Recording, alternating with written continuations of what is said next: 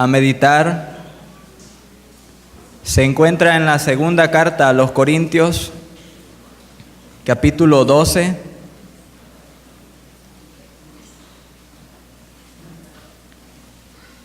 Leeremos a partir del versículo 6 hasta el 10. Segunda Corintios 12, del 6 hasta el 10.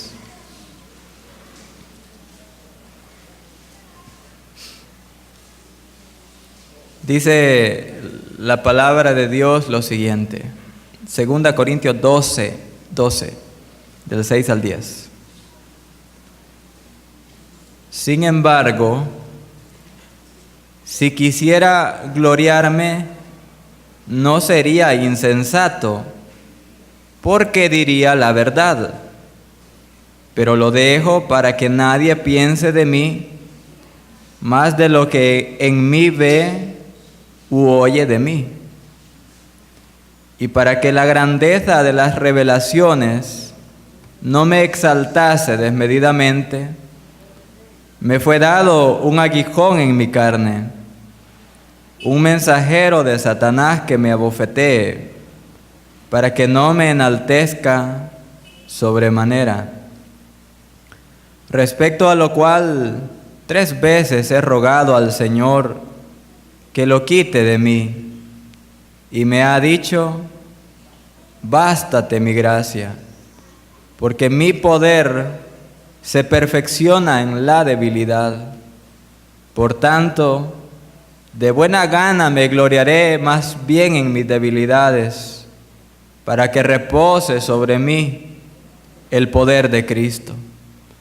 Por lo cual, por amor a Cristo, me gozo en las debilidades, en afrentas, en necesidades, en persecuciones, en angustias, porque cuando soy débil, entonces soy fuerte. Amén. Amén. Quiero que juntos meditemos bajo el tema: ¿qué se aprende en la adversidad? ¿Le gusta a usted pasar por tiempos difíciles? Creo que a nadie le gusta pasar por la adversidad. Pero es allí donde Dios tiene las más preciosas lecciones que enseñarnos. Mis hermanos, mis hermanas, la actitud que tomamos frente a la adversidad determinará si a través de ella nosotros creceremos o nos derrumbaremos. Si nosotros nos amargaremos o a través de ellas seremos pulidos para ser mejores siervos y siervas del Señor. Nuestro pasaje nos habla de 4 lecciones que el apóstol Pablo aprendió en la adversidad. Porque yo quiero que usted recuerde la enseñanza bíblica. Dios no se complace en hacernos sufrir, pero a través del sufrimiento Dios quiere enseñarnos. A través de las cosas difíciles que ocurren en nuestra vida, la mano de Dios está allí para enseñarnos verdades gloriosas que traen edificación para nuestra vida. Compartamos 4 verdades que se aprenden en la adversidad. En primer lugar, en la adversidad aprendemos a desarrollar un espíritu de humildad. Versículos 6 y 7.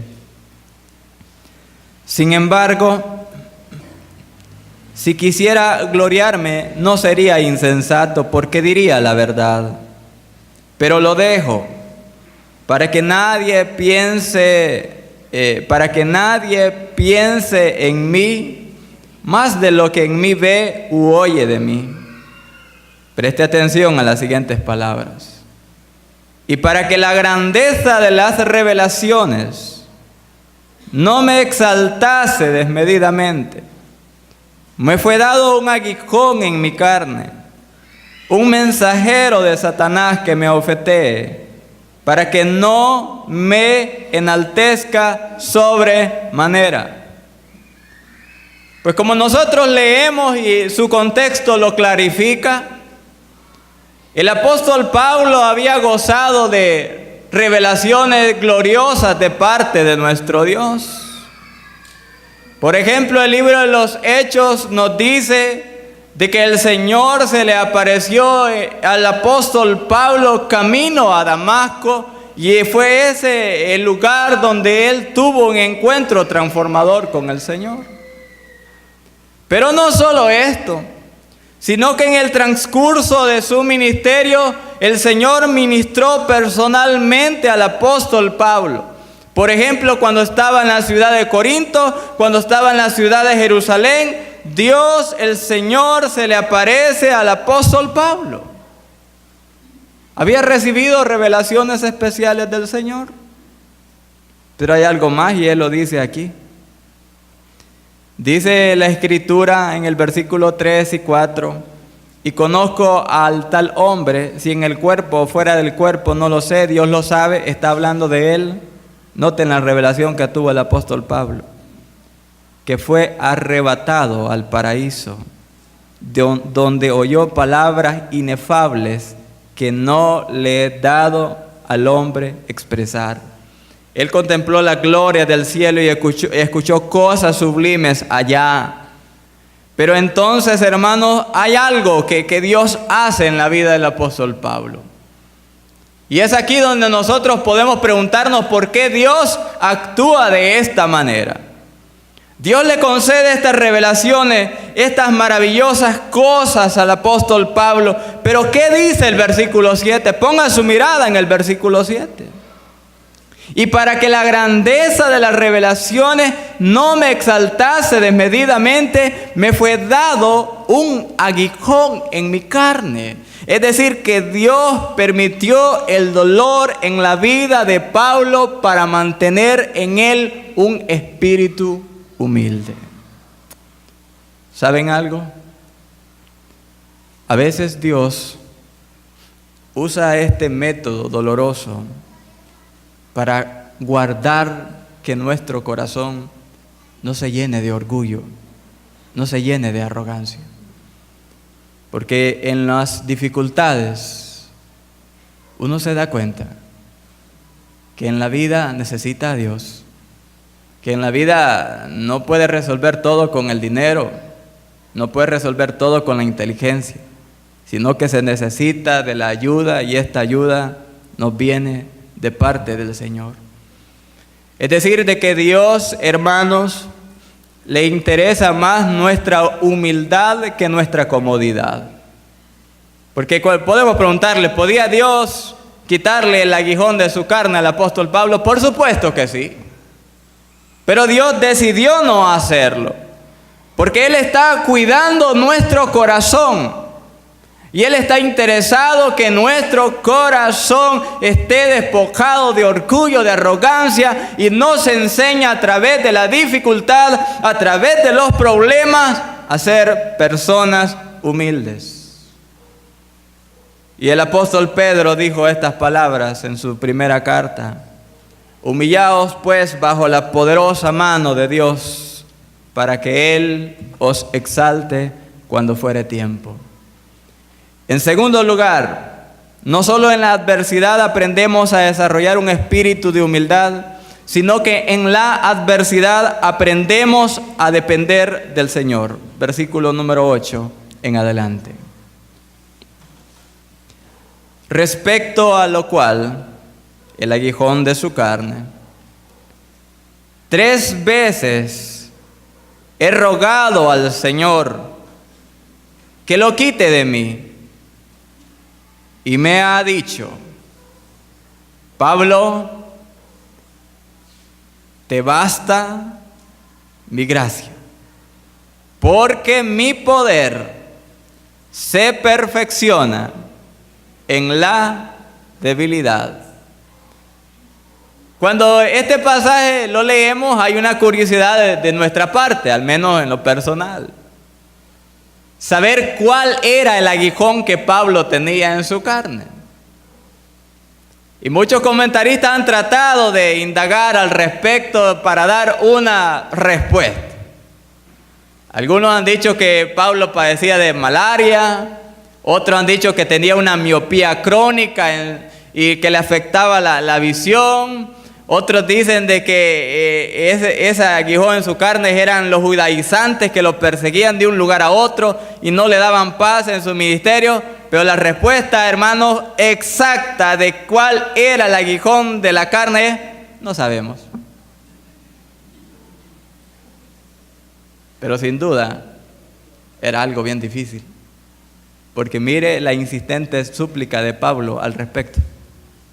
Dice: por lo cual, o respecto a lo cual, 3 veces he rogado al Señor que lo quite de mí. Hermanos, dígame usted, ¿es agradable pasar por el dolor? O pongámoslo en palabras más simples. Es algo uno se siente bien contento, bien alegre estando en la cama de un hospital. No. ¿Y cuál fue la reacción de Pablo? Similar a la suya y a la mía frente a los problemas. Pablo le dijo al Señor: Señor, quita esto de mí. ¿Alguna vez ha orado de esa manera? Sí, hermanos. Porque muchas veces frente a los problemas de la vida le decimos al Señor las mismas palabras. Señor, quita esto de mí. Señor, ayúdame a salir de esto.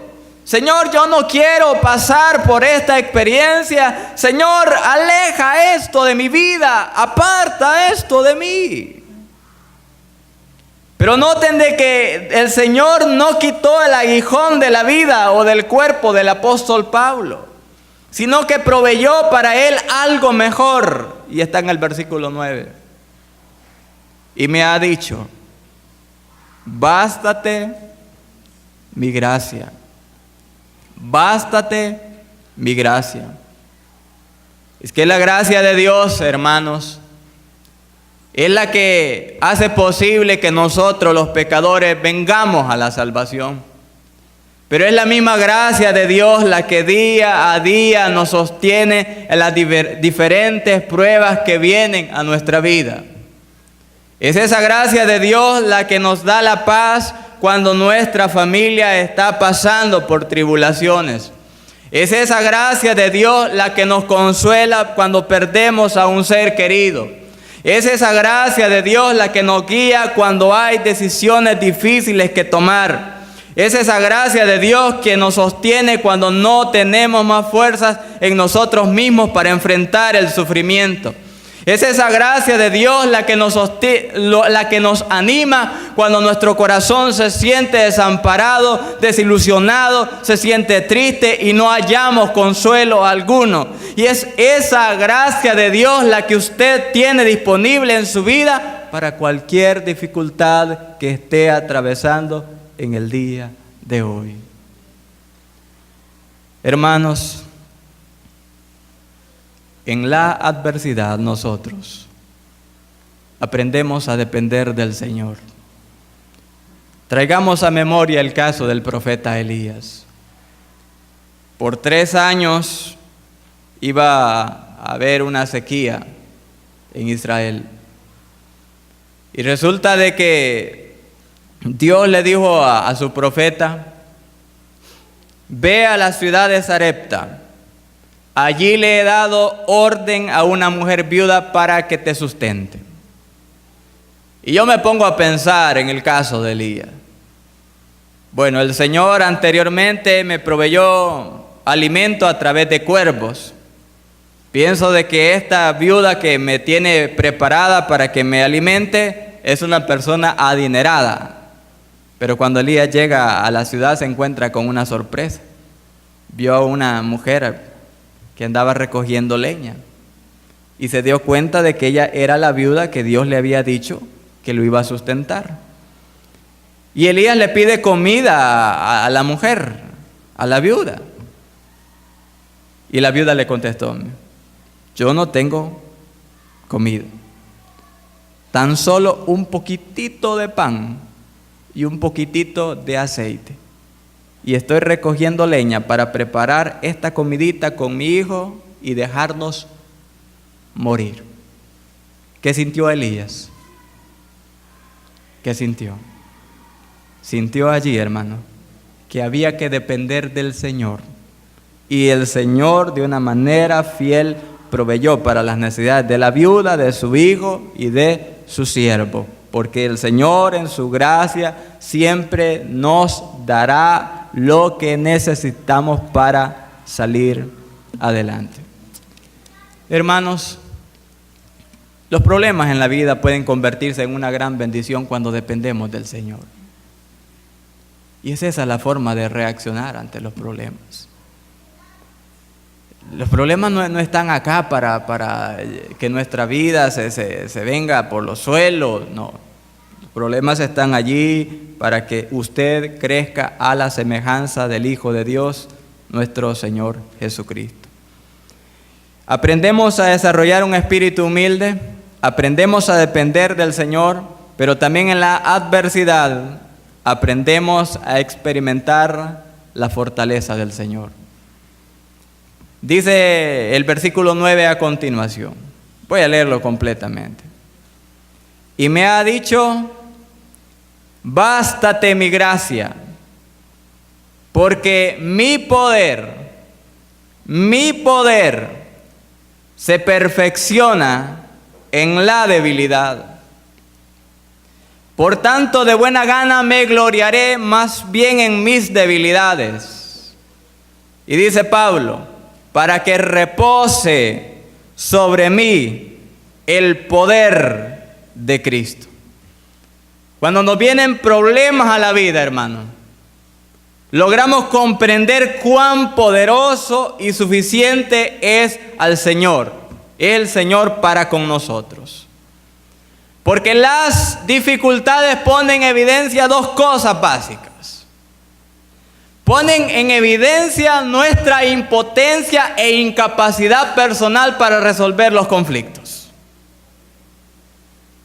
Dígame usted qué puede hacer cuando va al médico y el diagnóstico no es nada alentador, sino que hay indicios de una posible enfermedad mortal. Dígame usted, dígame por favor, ¿qué puedo hacer yo ante esa situación? Nos sentimos impotentes, nos sentimos incapaces en nosotros mismos para enfrentar esas cosas. Pero no solo eso, y gracias a Dios por ello, porque las dificultades ponen en evidencia el poder de Dios para tratar con cada cosa que nos viene a la vida. Después de que Jesús había alimentado a 5,000 personas, ordenó a sus discípulos subirse a la barca e ir al otro lado del mar. En tanto que él se quedó con la multitud despidiéndolos en tierra seca. Y la Biblia dice que se levantó una tempestad de viento. Y el viento era contrario a la dirección que llevaban los discípulos.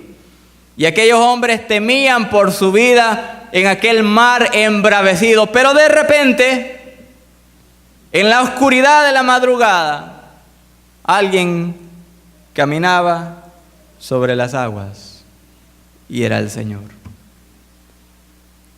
Y dice la Escritura de que el Señor subió en la barca. Y cuando subió a la barca, dice el Evangelio de Marcos, subió a ellos en la barca y se calmó el viento, y ellos se asombraron en gran manera y se maravillaron. Esa dificultad que pasaron los discípulos les dio la oportunidad a ellos de conocer el poder del Señor. que aquello que los afligía, aquel mar embravecido, estaba bajo los pies el control soberano del Señor. Y aquel viento que azotaba la barca, tan solo Él subió a la barca, aquella tempestad de viento se calmó, porque en la dificultad aprendemos quién es el Dios de los creyentes. Y es un Dios todopoderoso que reina, que gobierna, que le sostiene a usted y le sostendrá siempre en cualquier situación que enfrente en su vida. Esa es la clase de Dios que nosotros tenemos, hermano, a quien servimos y en quien debemos confiar. ¿Cuál es su dificultad? ¿Cuál es su problema? ¿Cuál es aquello que lo está perturbando? El poder de Cristo está disponible para usted, tan solo aprópiase de Él. Y en último lugar, hermanos, la adversidad es una escuela en donde aprendemos a manifestar contentamiento. Esto es un poco contradictorio, al menos así suena. Pero vean lo que dice el versículo número 10. Por lo cual, por amor a Cristo, ¿qué dicen las siguientes dos palabras? No puede ser, dice alguien. ¿Cómo voy a gozarme en medio del dolor? Bueno, eso es lo que hacía el apóstol Pablo. Pero alguien inmediatamente dice, pero él no tuvo problemas en la vida. Pongan la mirada en el capítulo 11, versículo 23 en adelante. Y me dirá usted si el apóstol Pablo no tuvo problemas en la vida. ¿Son ministros de Cristo? Como si estuviera loco hablo.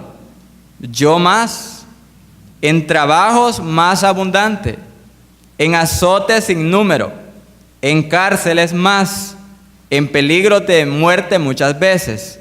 De los judíos 5 veces he recibido 40 azotes menos 1. 3 veces he sido azotado con varas. 1 vez apedreado. 3 veces he padecido un naufragio. 1 noche y 1 día he estado como náufrago en alta mar.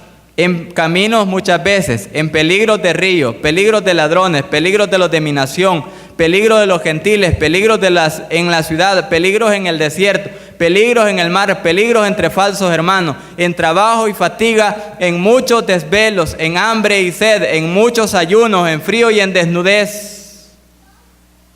Y la lista continúa. Pero ¿qué dice él en el capítulo 12? Me gozo porque había aprendido a tener contentamiento en los problemas. Hermanos, necesitamos la ayuda del Señor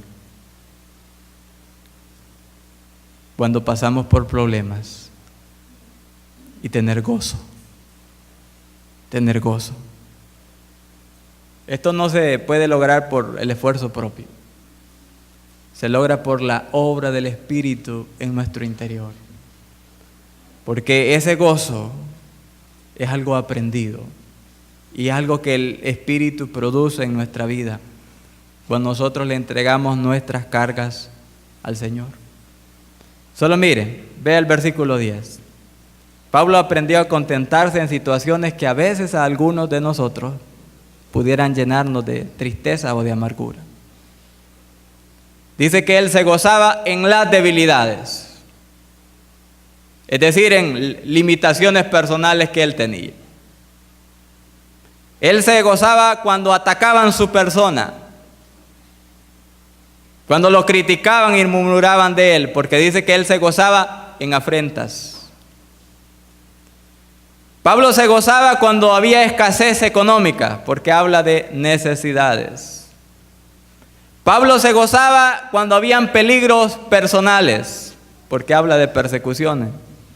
Y Pablo se gozaba cuando habían conflictos en su interior, es decir, angustias. Y en medio de todas esas situaciones complicadas, él aprendió a tener contentamiento. La pregunta para usted es la siguiente, o las preguntas. Cuando usted está consciente de que hay una debilidad en su carácter, ¿cuál es su reacción? Cuando hay personas que le critican, que le juzgan, que hablan mal de usted, ¿qué hace? Cuando en el hogar no hay el dinero para pagar los recibos, cuando hace falta dinero para la alimentación o para el cuidado de nuestros hijos, ¿qué hacemos? Cuando vamos en nuestro ambiente en el cual nos desenvolvemos y hay peligros, ¿qué pasa? ¿Qué pasa? Aprendamos a contentarnos, hermanos. Aprendamos a tener en todo tiempo el gozo de nuestro Señor. ¿Se acuerdan ustedes del Salmo 34:1? Que dice: bendeciré a Jehová en todo tiempo. Su alabanza estará de continuo en mi boca. Mis hermanos, mis hermanas, la adversidad desea enseñarnos. ¿Qué le está enseñando la adversidad a usted? ¿Se está convirtiendo en una persona más humilde? ¿Está dependiendo más del Señor? ¿Está experimentando el poder de Dios en medio de sus problemas? ¿Está teniendo contentamiento en lo que vive o atraviesa? Si usted puede contestar sí a todas esas preguntas, la adversidad lo está edificando, le está ayudando a madurar y usted está asemejándose más al Hijo de Dios, nuestro Señor Jesucristo. Pero quizás alguien diga: hermano, yo he oído lo que usted ha dicho y créame que yo no estoy sintiéndome así. Yo lo animo en esta mañana para que permita que a través de lo que está viviendo usted aprenda y crezca, porque el Señor, su Dios, está con usted y Él sabe cómo ayudarle y sacarle adelante. Vamos a orar. Padre eterno, tú, Señor, siempre has sido fiel con nosotros y tu misericordia nunca se aparta de nuestras vidas. El ejemplo del apóstol Pablo nos recuerda de que aún las cosas difíciles en la vida pueden sernos de mucha utilidad y a través de ellas, si tenemos la actitud correcta, podemos crecer, podemos aprender. Señor, gracias porque puliste el corazón de tu siervo a través de las dificultades. Ayudaste a Pablo a ser un hombre más humilde, a depender más de ti, a experimentar en sus luchas tu poder. Y Señor, a tener contentamiento en su corazón. También ayúdanos a nosotros para tener y aprender, Señor, estas lecciones. Y oro, Padre, para que tú hables a aquel amigo que quizás está en un tiempo crítico de su vida. Oro para que Cristo pueda venir a esa vida y él o ella puedan tener nuevas fuerzas para enfrentar el dolor y el sufrimiento. El Señor le ama, mi amigo, y Él quiere ayudarle en su vida. Él no quiere que usted enfrente todo solo los problemas. Él quiere estar a su lado. Él quiere ser su Salvador. Si en esta mañana hay algún amigo entre nosotros que nunca ha entregado su vida a Cristo, abra su corazón al Señor y recíbalo por la fe. Cristo no promete librarnos de los problemas. Él dijo: en el mundo tendréis aflicción, pero asimismo prometió: pero confiad, yo he vencido al mundo. Este mensaje también habla a aquellos hermanos y hermanas que están pasando por el crisol del sufrimiento. Si su deseo es de que oremos por usted, que pidamos al Señor le fortalezca y le ayude en estos momentos difíciles, puede poner en alto su mano diciendo: hermano, oren por mí. Que Dios les bendiga, hermanos. Si hay alguien más que quiere que oremos por él, levante su mano, diga: Dios la bendiga, hermana, vamos a orar por usted. Dios les bendiga, hermanas, vamos a orar por usted. Si alguien más dice: hermano, yo necesito sus oraciones, yo necesito que ustedes clamen al Señor por las dificultades que estoy teniendo, levante su mano. Solamente queremos orar por ustedes. Dios les bendiga, hermanas, Dios les bendiga, vamos a orar por ustedes. Dios quiere hablarnos, hermanos, y ayudarnos en medio de todos nuestros problemas. Y no estamos solos y debemos confiar en el Señor en todo momento. Pónganse en pie y les voy a rogar que oremos por todas las hermanas. El Señor conoce personalmente quién necesita de su gracia. Les pido que hagamos una oración especial por nuestras hermanas y hermanos que desean que les apoyemos en oración en esta hora. Padre, venimos ante ti, Señor, confiados de que tu trono es un trono de gracia, un trono de misericordia. Señor, tú conoces lo que hay en el corazón de tu pueblo en esta mañana. Tú has visto las lágrimas derramarse, Señor, a causa de la angustia que ha venido a algunos de tus siervos y de tus siervas, Señor. Pero en el nombre de Jesús en esta mañana te pedimos que tú les bendigas grandemente, Señor. Que sean fortalecidas con poder mediante el Espíritu Santo, para que puedan tener en sus corazones tu preciosa paz y tu sublime gozo. Señor, oramos por quienes están viviendo tiempos de dolor, tiempos extremadamente duros. Que tu gracia les sostenga, que tu gracia les ampare y que su fe, Señor, sea puesta en ti solamente. Señor, tú eres tan fiel que podemos confiar en ti. Y sabemos de que en la vida no estamos solos los creyentes. Nuestro amado y fiel Dios camina a nuestro lado. Ministra a cada corazón, ministra a cada familia que está viviendo tiempos de dolor, Señor, y dales tú la victoria. Ayúdales a crecer en el conocimiento personal de ti. Y obra, oh Dios, para que tu pueblo santo mantenga siempre un corazón humilde, dependiente de ti, que experimente tu poder, Señor, un corazón lleno de contentamiento.